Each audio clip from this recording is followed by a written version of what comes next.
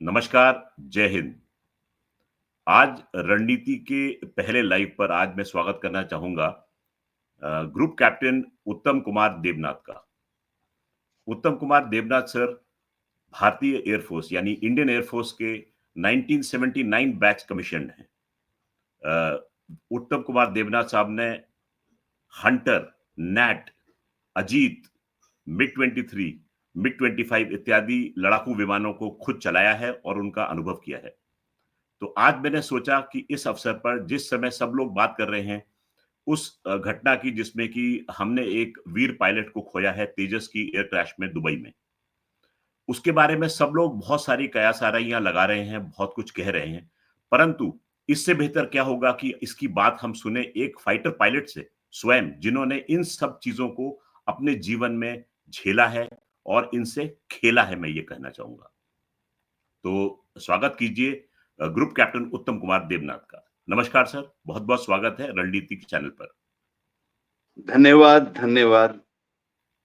Sir, मैं आपसे जानना चाहूँगा कि दुबई एयर शो में जो दर्दनाक घटना हुई तेजस एयरक्राफ्ट के बारे में, लोगों ने काफ़ी उसमें वीडियोज़ और पोस्ट डाले थे कि तेजस एयरक्राफ्ट से ऑयल लीकेज हो रहा है। इसके बारे में आप क्या कहना चाहेंगे? इसमें कोई शक नहीं है कि दुबई एयर शो के दौरान तेजस ने बेहतरीन प्रदर्शन किया। जहाज जो है वो डीआरडीओ और उनकी एक एजेंसी है एडीए, उसने डेवलप किया। इस जहाज को बनाने में भारत को कुछ समय लगा, लेकिन जब फाइनल वर्जन जहाज का इंडियन एयर फोर्स को सौंपा गया, तो मैं आपको यकीन दिलाता हूं कि हमारे एयरफोर्स के जो यंग फाइटर पायलट्स हैं उनकी बाँछें खिल गई। जितने ऑफिसर्स और पायलट्स और इंजीनियर्स इंडियन एयरफोर्स के हैं जिन्होंने तेजस को हाथ लगाया है, सब इसको दुनिया का बेहतरीन लाइट कॉम्बैट एयरक्राफ्ट मानते हैं।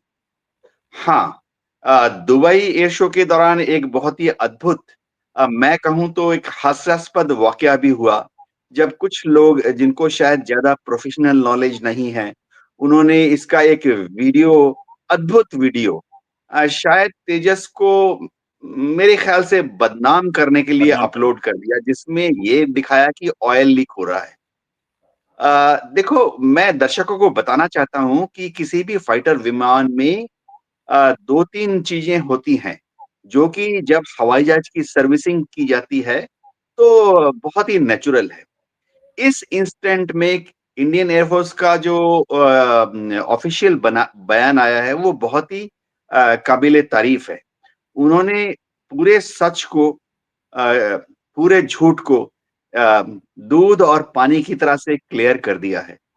तेजस में एक ऑक्सीजन रीजनरेशन सिस्टम होता है। होता ये है कि इस ऑक्सीजन सिस्टम में नॉर्मल फ्लाइंग के दौरान किसी भी मशीन की तरह से थोड़ा-थोड़ा पानी जमा हो जाता है। एटमॉस्फेयर में, वायुमंडल में जो आर्द्रता होती है, ह्यूमिडिटी होती है, वो कंडेंस हो जाती है। हम में से जिन लोगों ने अपने घर में अपना एयर कंडीशनर इस्तेमाल करी है, हम जानते हैं हमारे एसी में भी पानी अंदर जमा हो जाता है, जो कि हम एक ड्रेनेज पाइप के द्वारा एक बकेट में लीक आउट कर लेते हैं। इसी तरह से तेजस में भी इस तरह से ह्यूमिडिटी कंडेंस होकर इसके ऑक्सीजन सिस्टम में जमा होती है। वो कोई खराबी नहीं है, वो बेसिक इक्विपमेंट का जो डिज़ाइन है, ऑपरेशनल और टेक्निकल प्रोफाइल है, उसमें है। तो हर फ्लाइट के पहले और हर फ्लाइट के बाद में जो टेक्नीशियन है वो एक छोटा-सा ड्रेन प्लग खोलकर उसको ड्रेन आउट कर लेता है। ये नॉर्मल मेंटेनेंस प्रैक्टिस का हिस्सा है। जी। सर, बहुत अच्छा लगा कि आपने खुलकर तकनीकी तरीके से लोगों के डाउट्स जो थे वो सारे क्लियर कर दिए कि ये ऑयल लीकेज नहीं था। ये जिस प्रकार से हमारे घरों में एसी से पानी निकाला जाता है, उसी प्रकार से पानी जो है वो तेजस के सिस्टम से निकाला जा रहा था। सर, अब हम आते हैं उस दर्दनाक घटना पर जिसमें कि हमने एक बहुत ही काबिल पायलट, बहुत ही होनहार पायलट विंग कमांडर सयाल को खोया। सर, इस घटना को मैं आपके मुँह से सुनना चाहूँगा कि क्या होता है? क्योंकि हमने तो देखा कि प्लेन आता है, प्लेन कुछ घूमता है, उल्टा-सीधा होता है और सीधा जाके जमीन से टकरा जाता है। ये आम आदमी ने दृश्य देखा, परंतु आप स्वयं एक फाइटर पायलट हैं।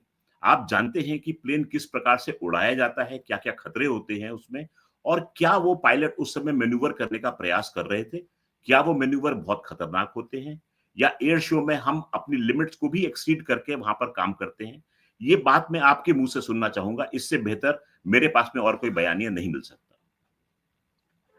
हाँ, देखिए दर्शकों को समझाना चाहूँगा कि एयर शो जो है किसी भी एयर फ़ोर्स पायलट या एयर फ़ोर्स यूनिट का एक ट्रेनिंग का हिस्सा होता है।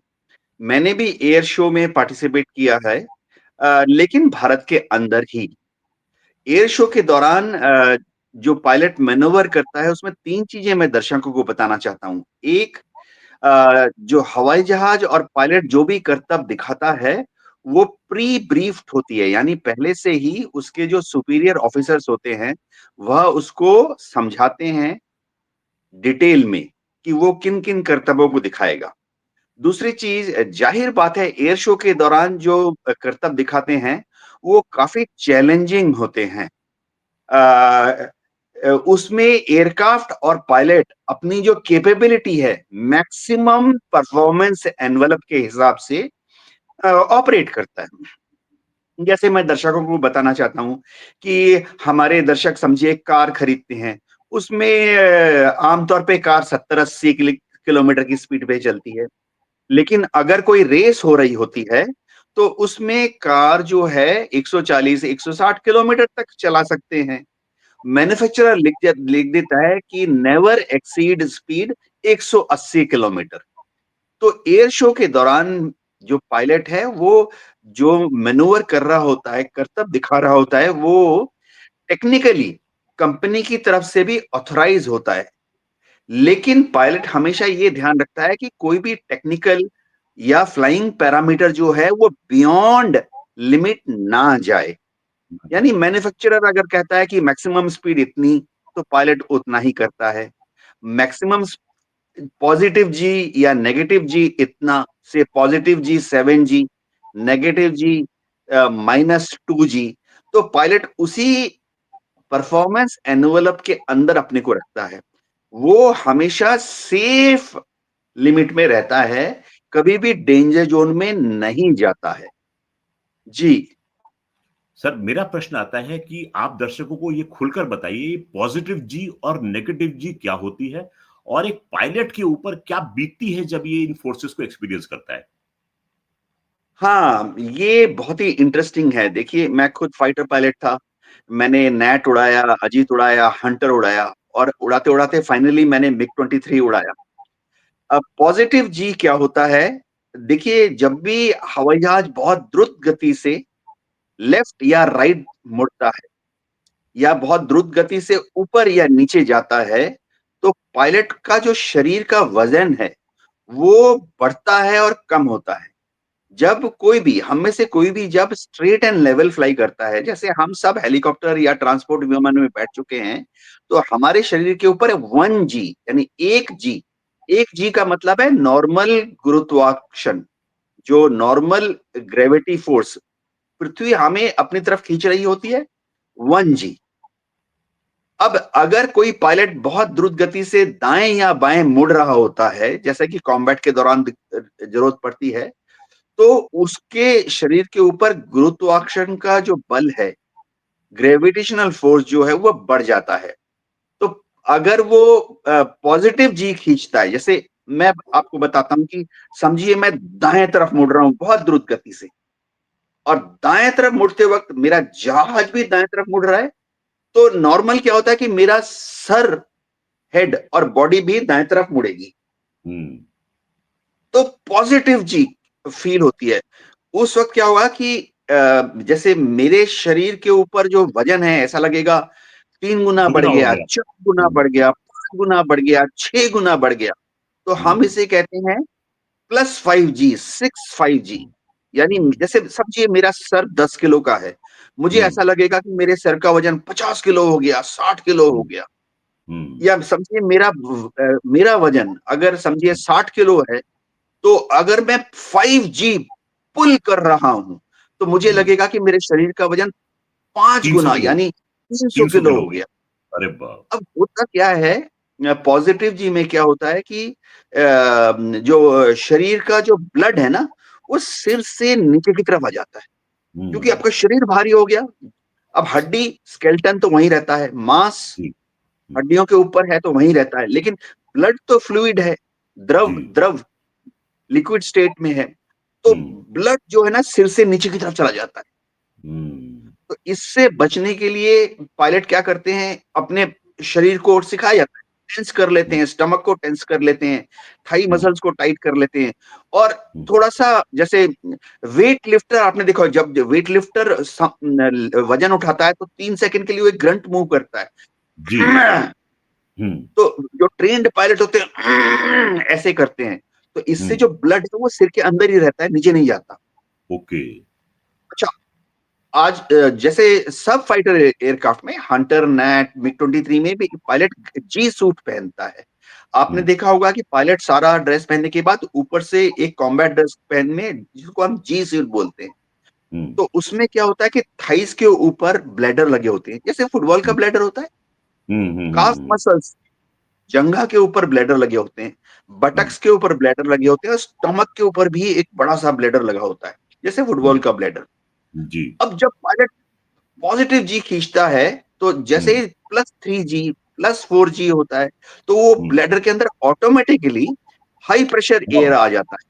हुँ, हुँ, वो आपके थाई मसल्स को, जंघा की मसल्स को, बटक्स की मसल्स को, स्टमक की मसल्स को अंदर की तरफ स्क्वीज़ कर देता है, दबा देता है, ताकि हुँ, ऊपर जो ब्लड है आपके ब्रेन में, वो शरीर के नीचे की तरफ ना हुँ, जाए।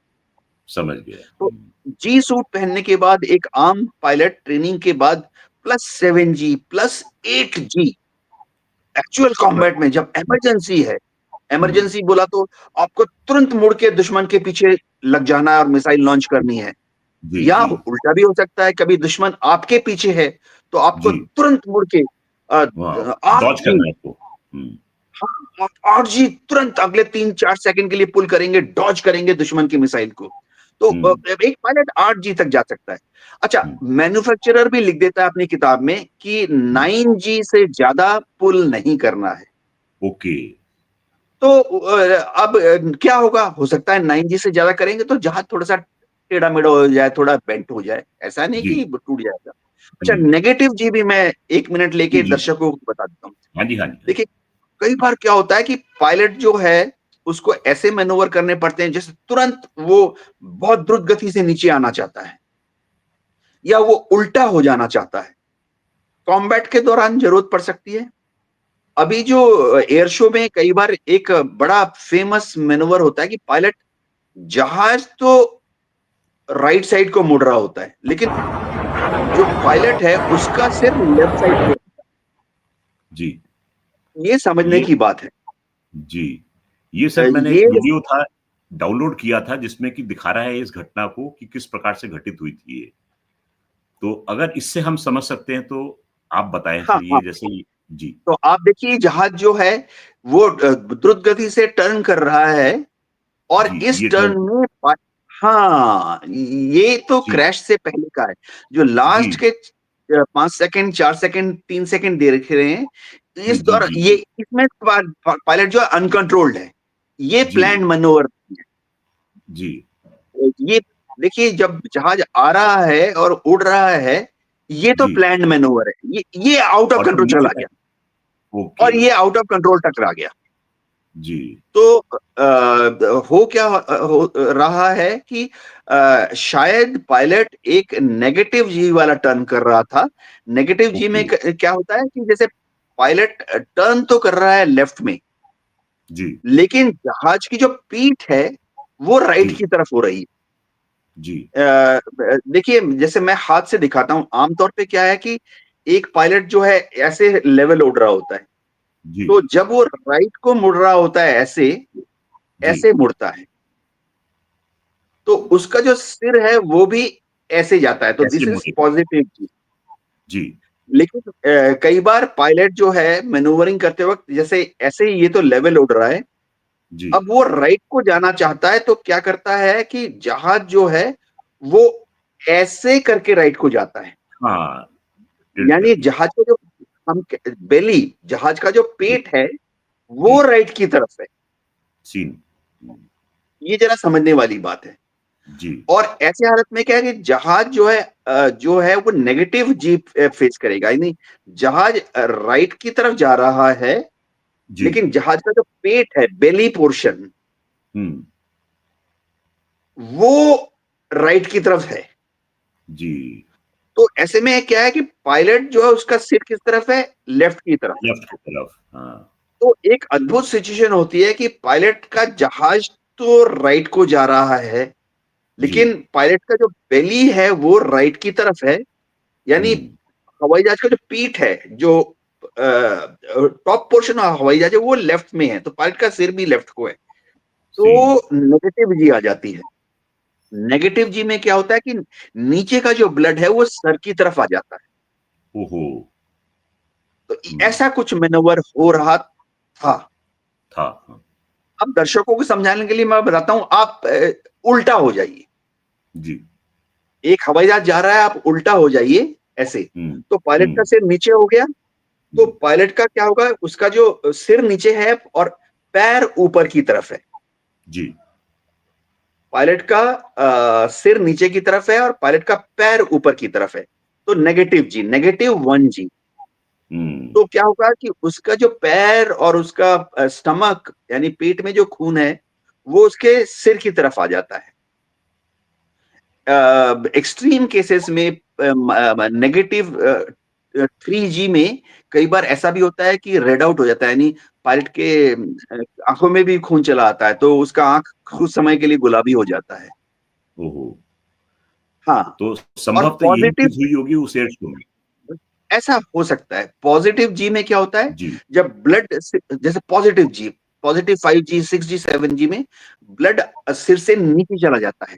नीचे, तो कुछ समय हुँ, के लिए ब्रेन में खून कम हो जाता है, तो हुँ, ऑक्सीजन कम हो गया ब्रेन में, तो हम बोलते हैं ग्रे आउट।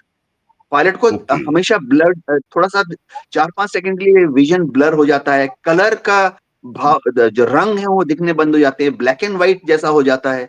एक्सट्रीम केस में हुँ, +7G, +8G में ब्लैकआउट भी हो सकता है।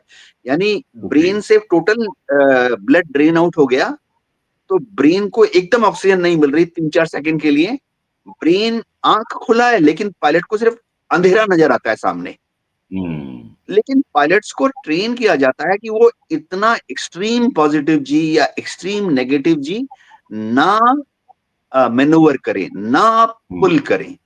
जी, हुँ। तो सर जितना मैंने समझा है, पॉज़िटिव जी से ब्लैकआउट हो सकता है और नेगेटिव जी से रेड आउट हो सकता है। यानी शरीर का पूरा एकदम खून दुरुस्त। जो है जी, ब्रेन से अलग हो गया पॉज़िटिव में और ब्रेन की तरफ चल पड़ा नेगेटिव में। तो ये बड़े खतरनाक मैनूवर होते हैं और नॉर्मल हम तो देखते हैं शीर्षासन लगाते समय भी हमें बड़ा अजीब-सा महसूस होता है। सोचिए इतनी तेज़ गति से हवाई जहाज़ चल रहा है तो पायलट के ऊपर क्या बीत रही होगी उस समय जो कि इस काम को पूरा अंजाम देता है।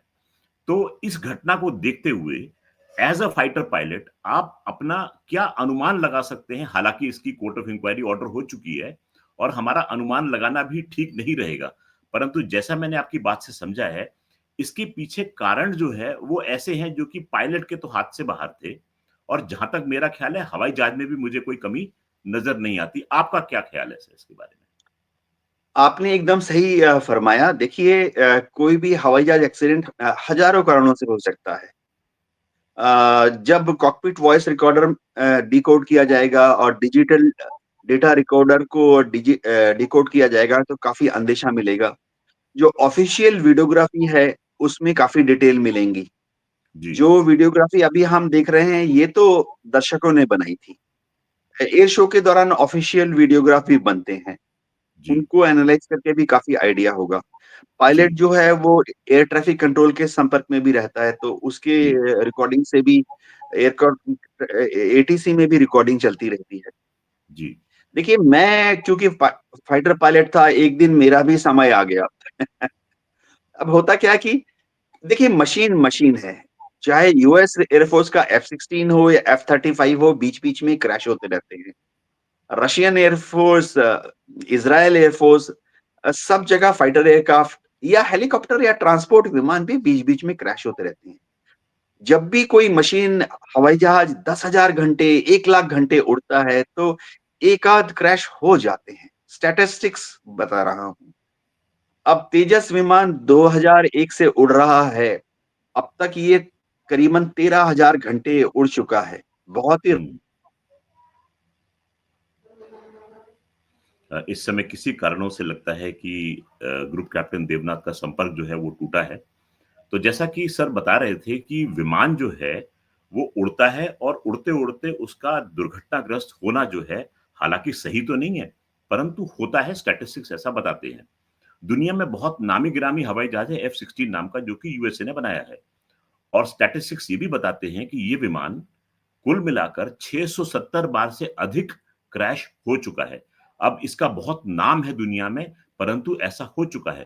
यूरोफाइटर भी जो है, वो अपने किस्म का एक अनोखा विमान है, जो कि करीब-करीब 9 बार क्रैश हो चुका है। आप F-35 की बात करेंगे, F-35 इस समय इतना आधुनिक विमान है, वो भी 6 बार क्रैश हो चुका है।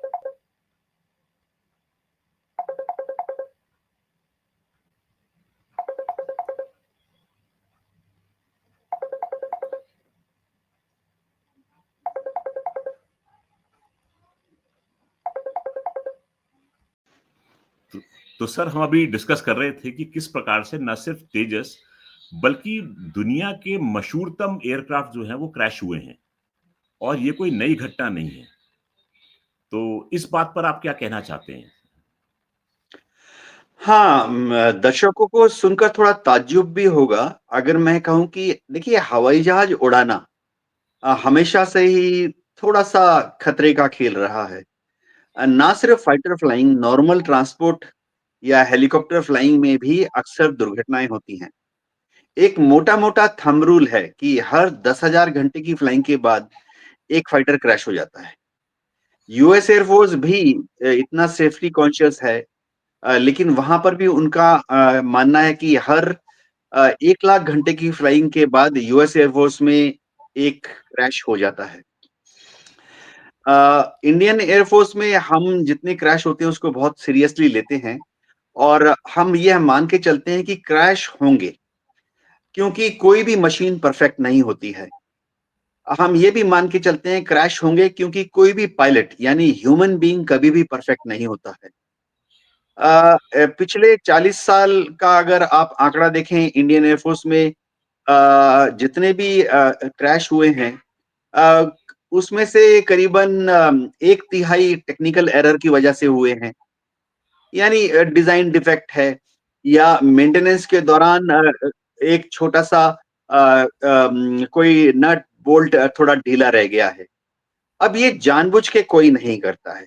होता ये है कि जब हवाई जहाज लैंड करता है, समझिए मैं आपको छोटा-सा एग्ज़ाम्पल देता हूँ, फ्यूल सिस्टम है उससे लीक हो रहा है, तो जो इंजीनियर है फ्यूल सिस्टम को खोलता है, साफ करता है, नया वाला बुश, नया गास्केट, नया रबर सील लगाता है, फिर से टाइट करता है और फिर इंजन को रन करके देखता है कि कोई लीक हो रहा है, नहीं लीक हो रहा है, तो वो हवाई जहाज को फ्लाइंग के लिए क्लियर कर देता है। लेकिन क्योंकि हवाई जहाज है, वाइब्रेशंस लगातार हो रहे हैं, झटके लग रहे हैं।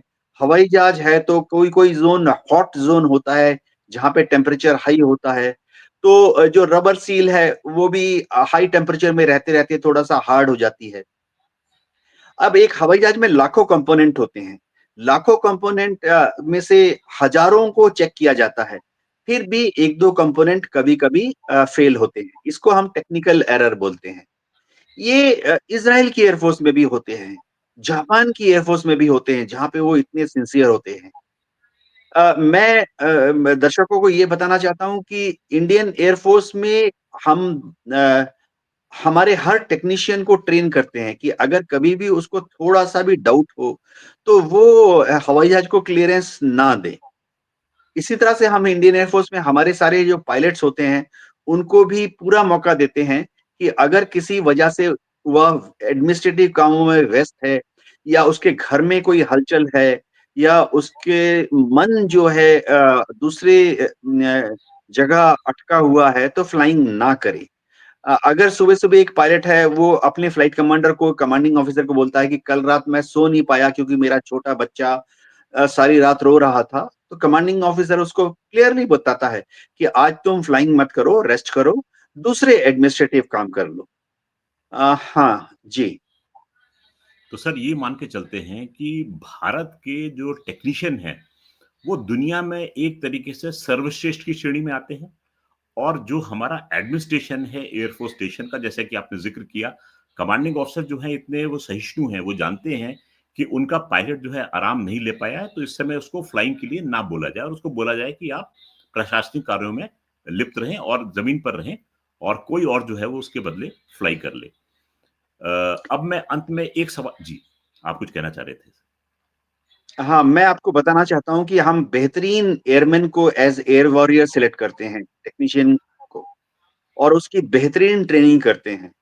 और हमारे टेक्नीशियंस जो हैं, जब वो अपनी लॉन्ग सर्विस कंप्लीट कर लेते हैं 18 साल की, तो जब वो बाहर सिविल एविएशन में जाके जॉइन करते हैं, चाहे इंडियन एयरलाइंस हो, इंडिगो हो या विदेशी एयरलाइन हो, उनको बहुत ही प्रोफेशनल पाया जाता है। जी। जी। तो सर, सबसे अंत में एक प्रश्न ऐसा जो कि लोगों को शायद परेशान कर रहा हो। तेजस को हम मानते हैं कि आत्मनिर्भर भारत का एक जीती जागती मिसाल। भारत ने एक क्वांटम लीप ली है तेजस के साथ में। अब तेजस का ये क्रैश हो जाता है। क्या ये तेजस का क्रैश आत्मनिर्भर भारत के लिए कोई झटका है या हमारे लिए एक सिखलाई है जिसको हम फौज में कहते हैं? हाँ, देखिए मैं पहले तो अमेरिकन एयरफोर्स का ही रिकॉर्ड दे देता हूँ। जब F-16 को डेवलप किया जा रहा था, 1970 के दशक की बात है। तो जब इसका प्रोटोटाइप शुरू हुआ, फ्लाइंग करना शुरू किया F-16 का, और जब ये यूएस एयरफोर्स में ऑपरेशनल हुआ, करीबन 2.5 साल का समय था। उस दौरान 3 F-16 क्रैश हुए थे। अभी F-35 मैं बताता हूँ। F-35 जो है, जब डेवलप हुआ और जब इसका इनिशियल ऑपरेशनल क्लियरेंस हुआ, F-35 का फाइनल ऑपरेशनल क्लियरेंस हुआ, उस दौरान 2 F-35 क्रैश हुए थे। दोनों ही F-35 के जो शुरुआती दौर में क्रैश हुए थे, डेवलपमेंट के दौरान, दोनों में ही टेक्निकल एरर को माना गया था। तो ये दुनिया की सारी एयर फोर्सेस में होता है। हम में से जो प्रोफेशनल, देखिए कल दुबई एयर शो में डिफेंस अटैचीज दुनिया भर के आए होंगे। ठीक है, दर्शक जो हैं, आम सिविलियन दर्शक हैं, उनको थोड़ा सेंटिमेंटल ठेस लगती है, भावनाओं को थोड़ा ठेस लगता है, दुःख होता है। कुछ लोग नेगेटिविटी में भी चले जाते हैं। लेकिन जो डिफेंस अटैची होते हैं, वो प्रोफेशनल होते हैं। दुबई एयर शो में आप यकीन मानिए, दक्षिण अफ्रीका के डिफेंस अटैचीज हमारे पेविलियन को विजिट किए। साउथ ईस्ट एशिया से डिफेंस अटैचीज हमारे पेविलियन को विजिट किए। वियतनाम, मलेशिया और फिलीपींस इंटरेस्ट दिखा रहा है। उनके इंटरेस्ट में कोई कमी नहीं आएगी, क्योंकि सब प्रोफेशनल्स को मालूम है कि ये एक बेहतरीन लाइट कॉम्बैट एयरक्राफ्ट है। Cost wise, technical detail wise, most probably ease of manoeuvring. इस जहाज को डिजाइन ही इस तरह से किया गया है कि थर्ड कंट्री का कोई भी fighter pilot, average fighter pilot इसको बेहतरीन अंदाज से उड़ा सकता है। तो ये संवेदनशील मामला है, लेकिन इससे तेजस के फ्यूचर कमर्शियल एस्पेक्ट्स पे कोई फर्क नहीं पड़ेगा। अभी भारत सरकार ने पहले बैच में 83 तेजस मार्क 1 ए को गो अहेड दे दिया है। प्रोडक्शन चालू हो गया है।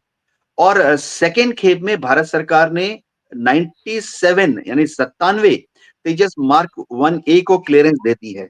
तो आप देखेंगे आने वाले 1 दशक में 180 से ज्यादा तेजस मार्क 1 ए इंट्रोड्यूस हो रहा है। इसमें से आप देखेंगे कि हम ज्यादातर को विदेशी एयर शो में और दूसरे देशों में एयर एक्सरसाइज में भेजेंगे। चाहे वो एयर एक्सरसाइज अमेरिका में हो रहा हो, यूरोप में रहा हो या जापानीज एयरफोर्स के साथ हो रहा होगा। और आप देखेंगे कि 2-4 साल में ही दुनिया भर की जो एयरफोर्स हैं, वो तेजस मार्क 1 ए का लोहा मानना शुरू कर देंगी। जी। तो सर ये भी देखने में आएगा और जैसा मुझे उम्मीद है वो आ भी रहा होगा कि लॉबिंग शुरू हो जाएगी कि भाई आपका तेजस जो है वो काम नहीं कर रहा, तो अब हमारा F-35 ले लीजिए, एक पक्ष कहेगा हमारा Su-57 ले लीजिए। तो आप क्या समझते हैं कि भारत को क्या करना चाहिए? देखिए, इसमें कोई शक नहीं है कि तेजस विमान हमारे एयरफ़ोर्स का अ, बैकबोन यानी रीढ़ की हड्डी रहेगा अगले 50 साल तक। हाँ, जहाँ तक F-35 की बात है या रशियन सुखोई 57 की बात है, लॉबीज़ काम कर रही हैं, वो एकदम अलग जनरेशन का जहाज है। तेजस को हम कहते हैं 4.5 जनरेशन, जबकि सुखोई 57 या F-35 जो है वो 5वीं पीढ़ी का 5th जनरेशन स्टेल्थ फाइटर विमान है। तो उसकी रिक्वायरमेंट एकदम अलग से है।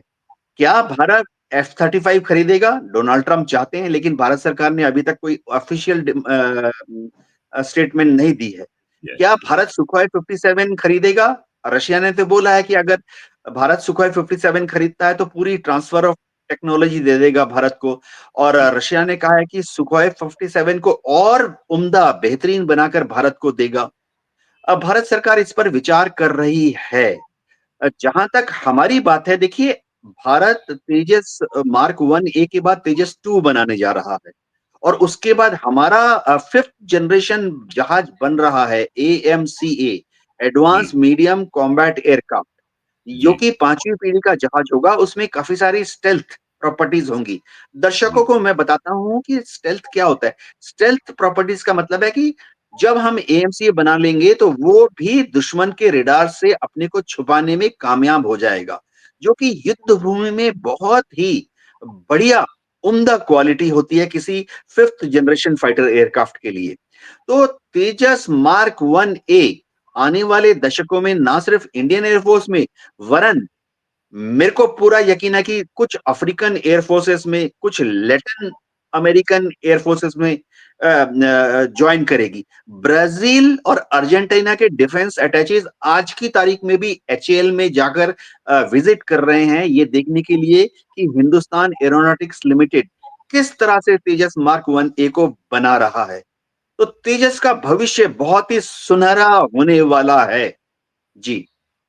सर बहुत-बहुत धन्यवाद। आपने हम लोगों को मुझे ख़ास तौर से आश्वस्त किया कि आत्मनिर्भर भारत जो है वो अपनी स्थान पर अडिग है। एक क्रैश हालाँकि ये बहुत बड़ी घटना है, दुर्घटना है और हमारा ध्यान जाता है विंग कमांडर सियाल के परिवार, उनके मित्रजनों की ओर। ईश्वर उनको अपने चरणों में स्थान दे, ऐसी हमारी प्रार्थना है। परंतु ऐसा होता है। माँ भारती जो है वो प्राणों की आहुति माँगती है। देश की रक्षा करना इतना सस्ता नहीं है। परंतु देखने वाली बात ये है कि आत्मनिर्भर भारत जो है, इसके बल पर और आगे बढ़ रहा है और कई विदेशी ये जो विदेश की जो एयरफोर्स है, वो चाहती हैं कि हमारे विमान और हमारे जो मेक इन इंडिया प्रोग्राम के तहत बनाए गए अस्त्र-शस्त्र जो हैं, वो अपने आप में इंडक्ट कर लें। आपने सब दर्शकों को ये आश्वस्त किया कि ये दुर्घटना जो थी एक महज़ दुर्घटना थी। इसके पीछे ना तो कोई ह्यूमन एरर कह सकते हैं, ना कोई तकनीकी एरर कह सकते हैं। ऐसे ऐसी दुर्घटनाएँ होती हैं। ईश्वर ना करे ऐसी दुर्घटना दोबारा हो, परंतु हो गई है, इसके ऊपर इसकी जाँच चल रही है। जाँच की रिपोर्ट आएगी, एयरफोर्स अपने आप में ड्रिल्स में एचएएल जो भी है संस्था अपने आप में सुधार करती चली जाएगी और हम बेहतरीन से बेहतरीन मशीन पाने में सक्षम होंगे। आप आए इस चैनल पर रणनीति के, आपका बहुत-बहुत धन्यवाद सर और मैं चाहूँगा कि आगे भी आप रेगुलरली आते रहें और लोगों को अवगत कराते रहें भारतीय वायु सेना के बारे में। बहुत-बहुत धन्यवाद सर। जय हिंद।